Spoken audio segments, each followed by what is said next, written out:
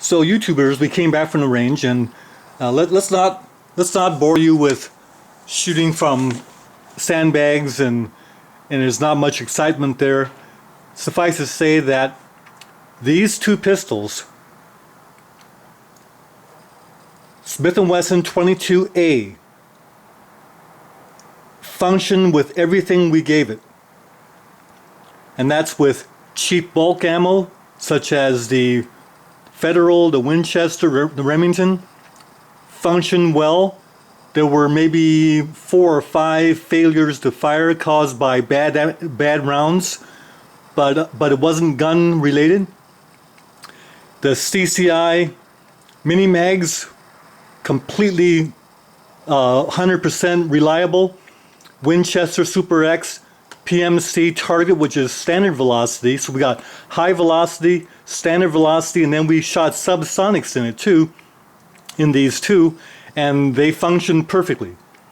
So everything worked well. There were only maybe like 4 or 5 failures of fire caused by ammunition, and they were all the bulk type ammunition.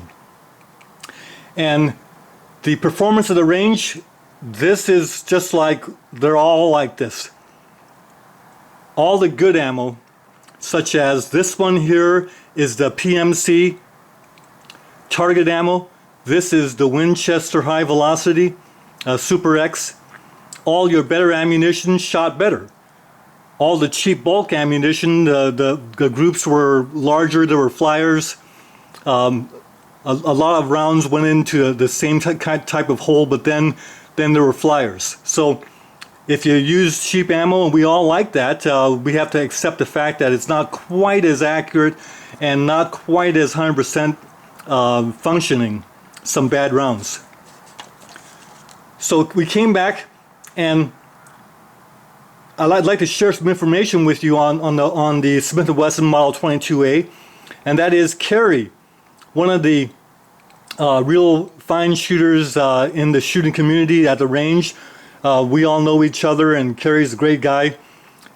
Anyway, he saw me shooting these 22As, and he came over and we started talking, and he had a 22A. In fact, he still has it, and he also has the Ruger Mark III, and he's got a Ruger Mark II. And he said that his 22A was the 5.5-inch model, and the problems that he had with it was that he had to change the little nylon recoil buffer fairly often, but that wasn't a problem because he called Smith & Wesson up and they sent him a bunch of those recoil buffers, and he bought some more from Brownells, so he keeps a bunch of those on hand at all times.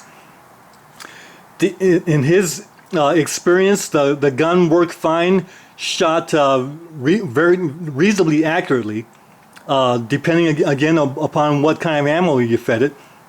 But he put easily over 20,000 rounds through his. And then something happened that is notable, and that is his frame cracked right through here. And his frame actually broke. And so he called Smith & Wesson up, and Smith & Wesson had no problem with it. Smith & Wesson gave him a FedEx order to ship it back to Smith & Wesson, and Smith & Wesson gave him a new gun. Now he had to have it FFL'd again, but he got a totally new gun from Smith & Wesson to replace the one that the frame broke on. So they stand behind their product. For shooters that don't appreciate the aluminum alloy, it's like they like the fine steel construction of the Rugers, and then they like the polymer like the Glocks, but it seems like something in between. It's not as good, the quality's not as good. Well, this is aluminum alloy, and some reviewers call it pot metal.